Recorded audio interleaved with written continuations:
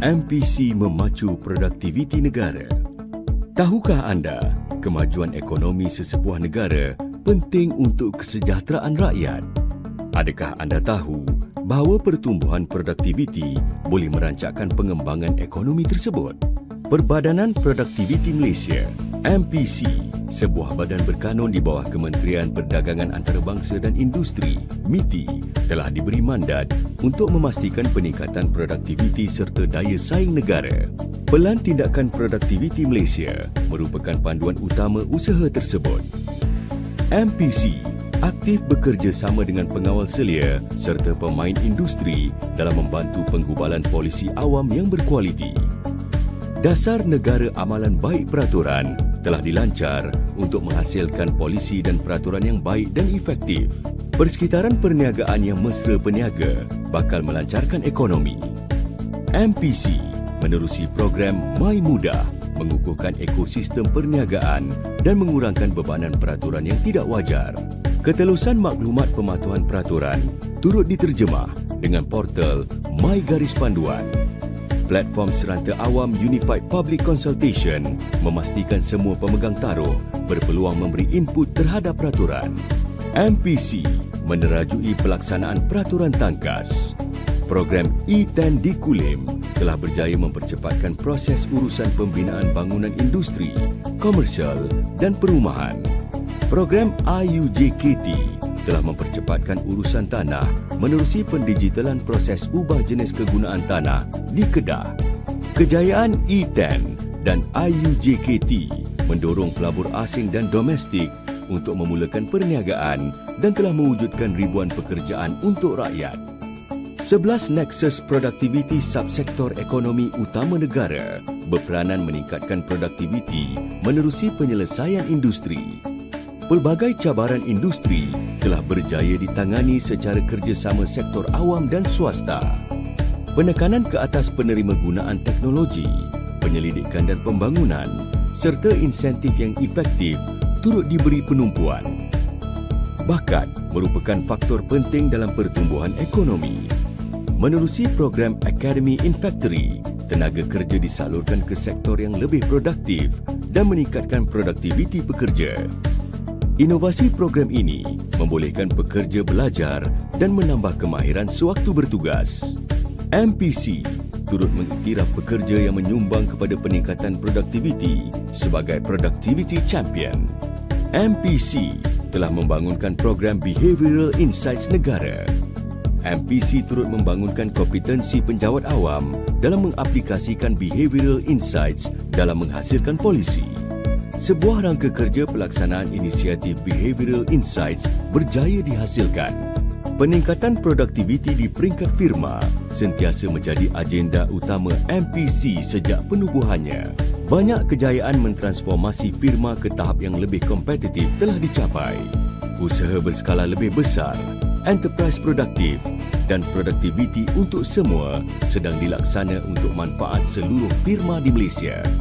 MPC turut aktif berkolaborasi dengan pelbagai organisasi seperti Bank Dunia, Organisation for Economic Cooperation and Development, Asia Productivity Organisation dan Australia Government Productivity Commission di peringkat antarabangsa.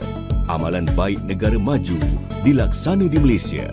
MPC memacu produktiviti negara untuk pertumbuhan ekonomi serta kesejahteraan rakyat. MPC komited untuk meningkatkan produktiviti rakyat Malaysia dan negara Malaysia tercinta.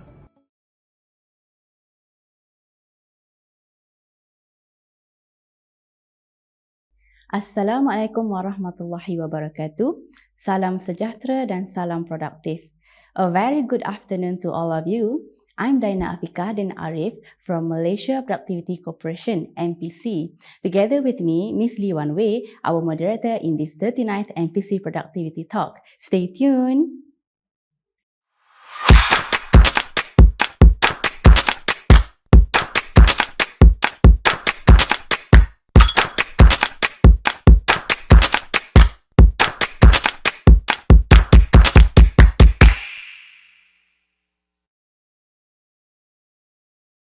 Thank you, Miss Dayana.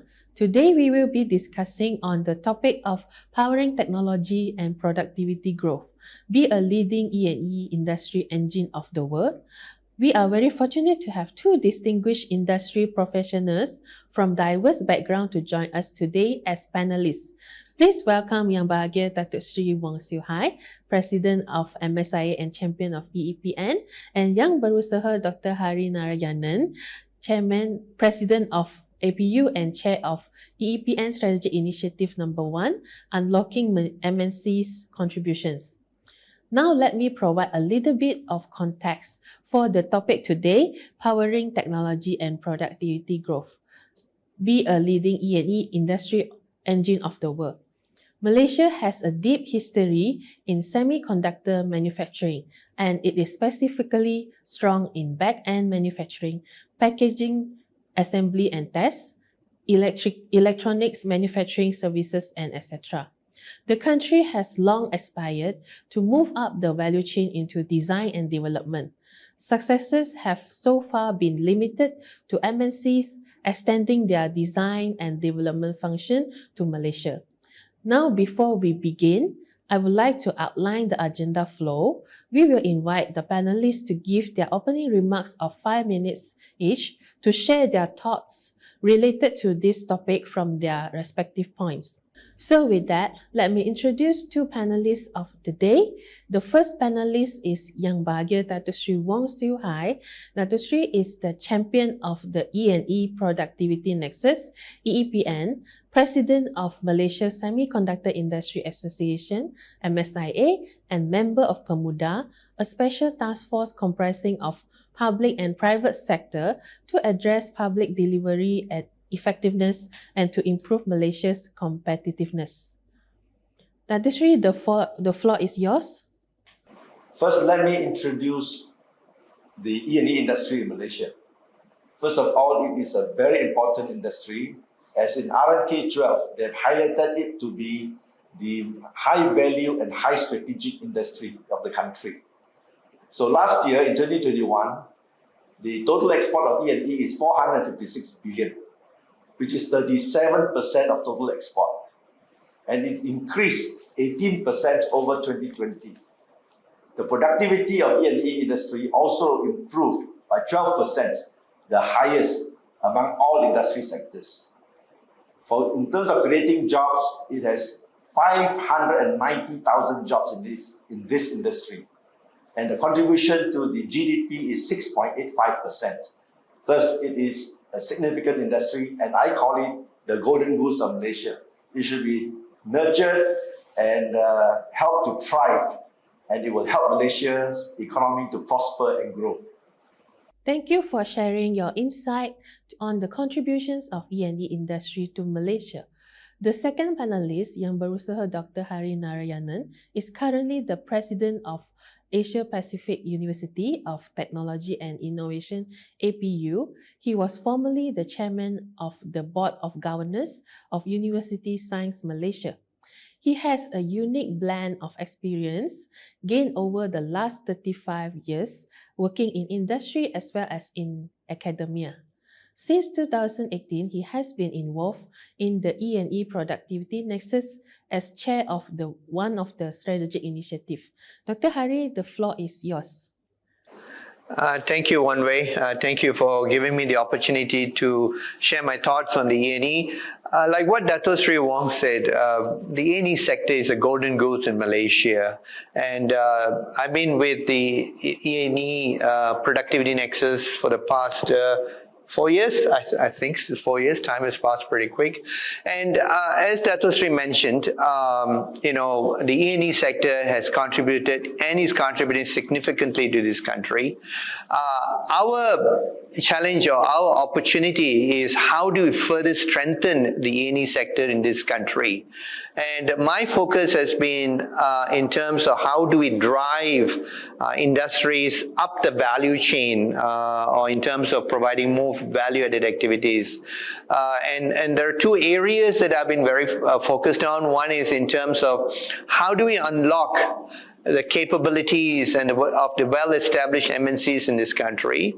And secondly, one of the areas that we've been very much focused over the last 3 years in terms of design and development, especially in the IC design area. Just to give you a couple of statistics on the IC design, the very first initiative that we did under Dato Sri Wong was in terms of how do we enhance the IC design ecosystem. And one of the things that we found out is that we have a couple of fledgling companies that are very well,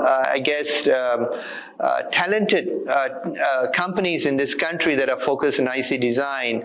And when we did about a few years ago a survey among those companies that were very focused on IC design and IC manufacturing, if you want to call it, we found that over 25 companies, they mentioned that they need over 4,000 IC design engineers over a period of 4 to 5 years. And that gave us an impetus to go focus in terms of how do we provide the right talents into these companies and so forth. And hence we came up with a two-pronged strategy. One is called the PSF, the Post-School Finishing Program, and the other is a long-term view in terms of embedding the curriculum into the universities. And the good news is that over the last 2 years, we had trained about 421 graduates. This is a place and train initiative.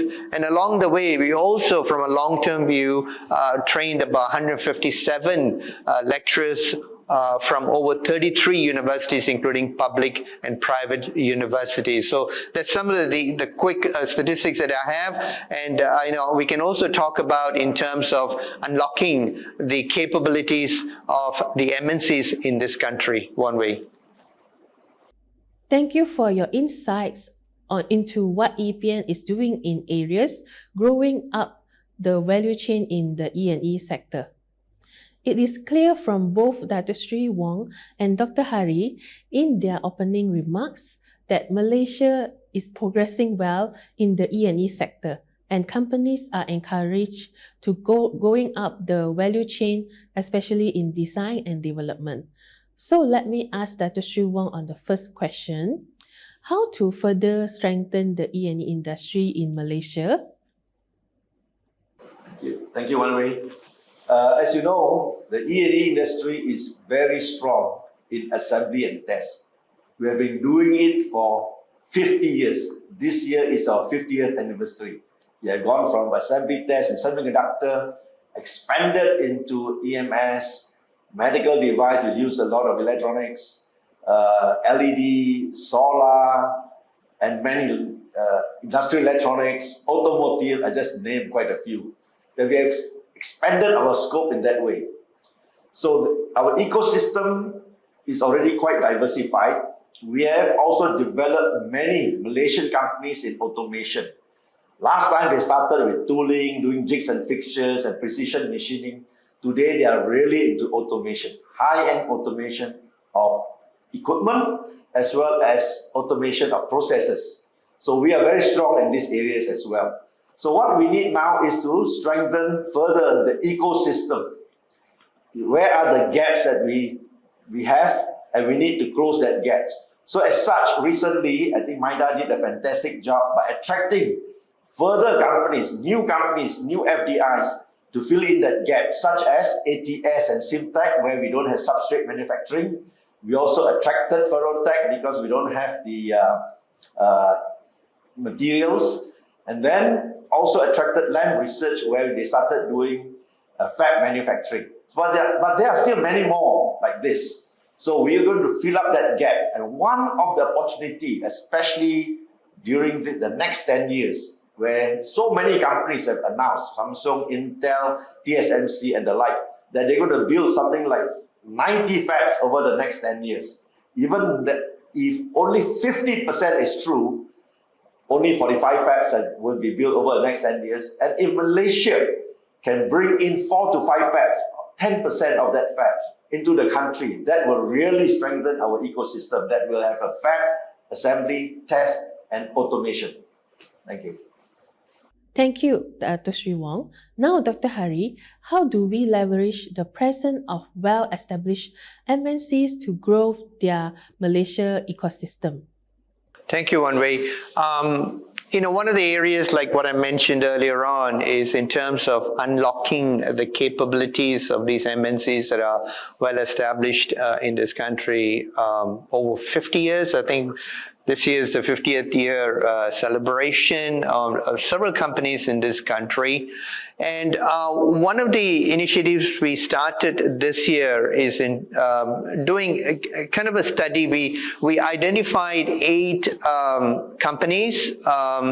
6 of them are MNCs, very well-established MNCs, well known for developing local vendors.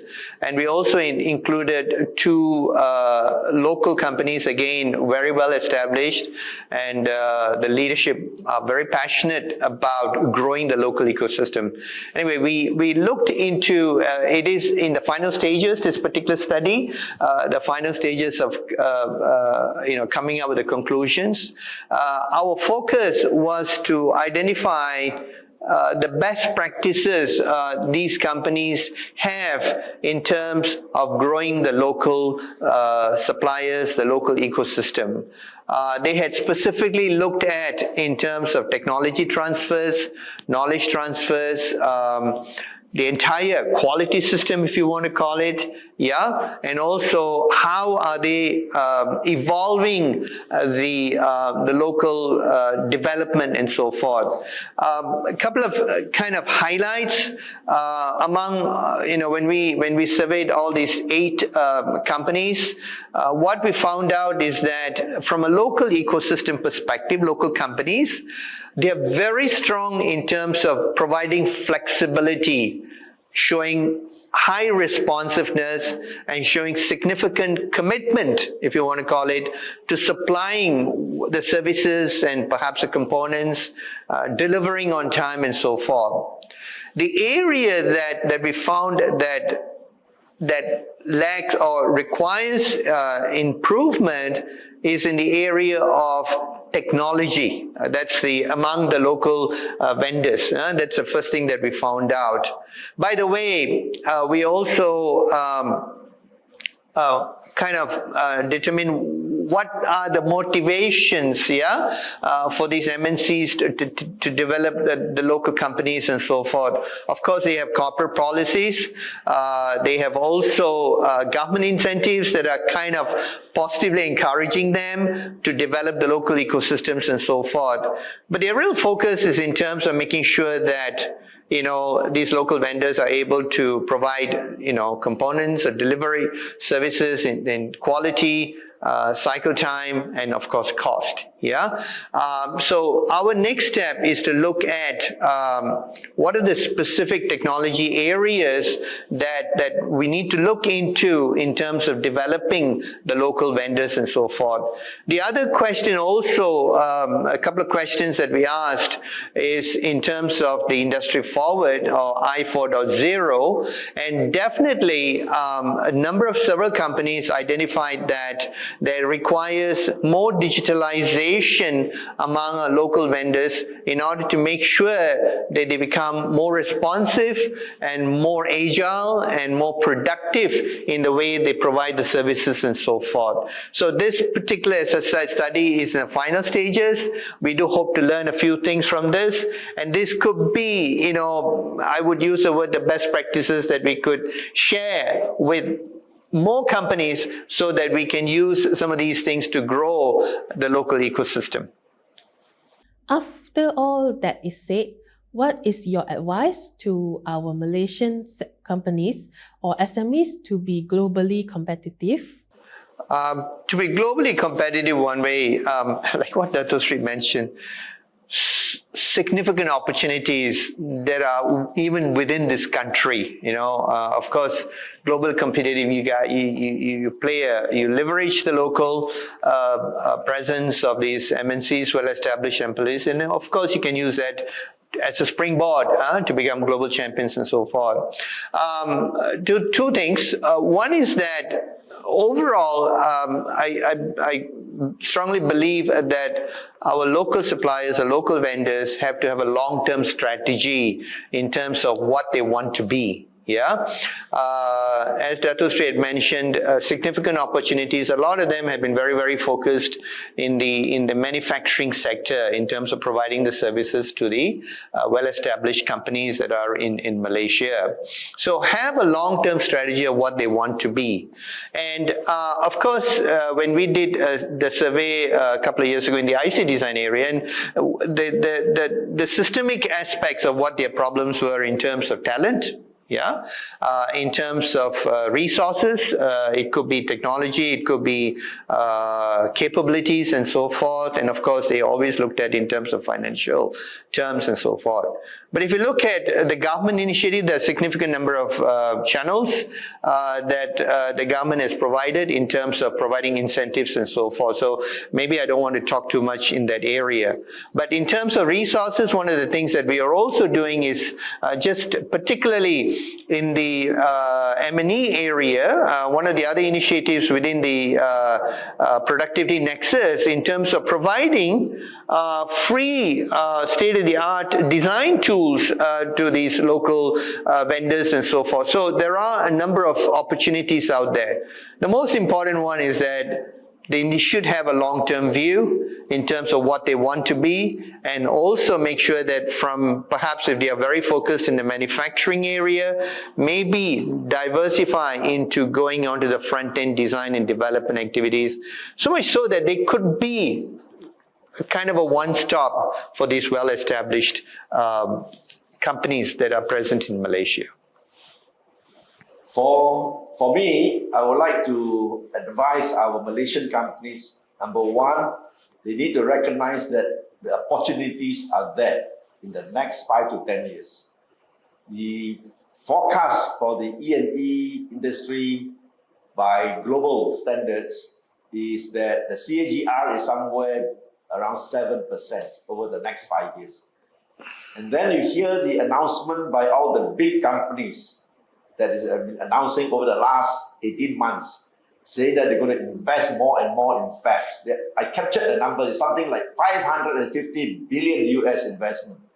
If that is true, there's lots of expansion coming down in the assembly test.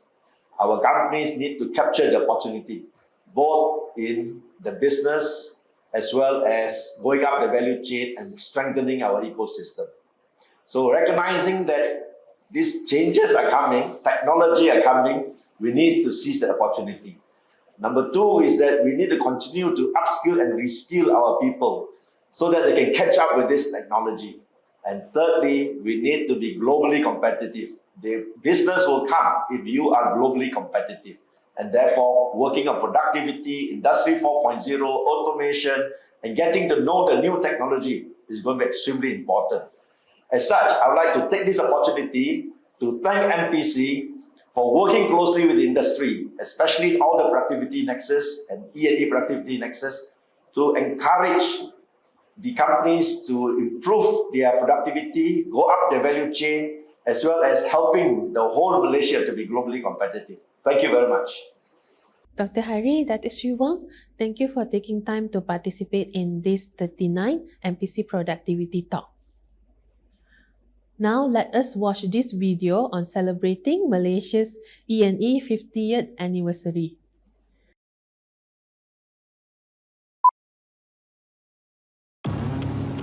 Time has a way of sneaking up on us and catching us unaware. It has now been 50 years.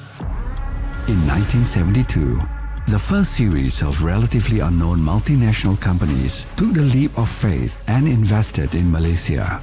Together with the Malaysian people, they launched a new manufacturing segment nationwide, the semiconductor industry. Today, 50 years on, Malaysia is now an integral part of the semiconductor and E&E global supply chain.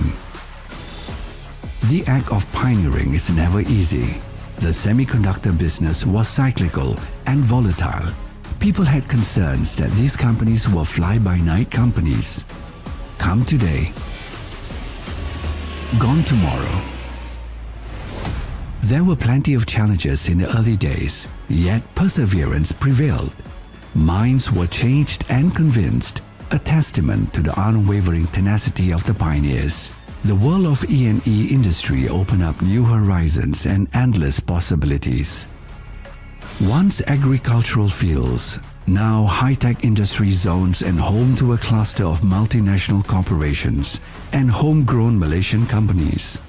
A fertile ground for the E&E industry, Malaysia offers the right climate for businesses to thrive. Strategic location, good infrastructure, local and overseas educated talents with strong command in English, cultural melting pot, business-friendly government. Just a few reasons why Malaysia is the right place for the E&E industry to flourish and advance with the right investments. As multinational corporations continue to move up the value chain, they are also elevating the development of local suppliers, many of which have gone global. Today, we have a robust, vibrant and thriving E&E ecosystem. As a new dawn emerges, each day is a fresh opportunity to break barriers and push new boundaries in the world of technology. Thanks to a strong government support, the semiconductor and E&E industry has soared and excelled beyond imagination. This journey, spanning 5 decades, has paved the way for the industry to continue to make its mark as a critical hub in the global supply chain. Over the past 50 years, the semiconductor industry has grown and thrived in Malaysia. Now, for the next 50 years, they will continue to transform and innovate for the future generation. E&E, propelling the future. To the E&E industry, happy 50th anniversary.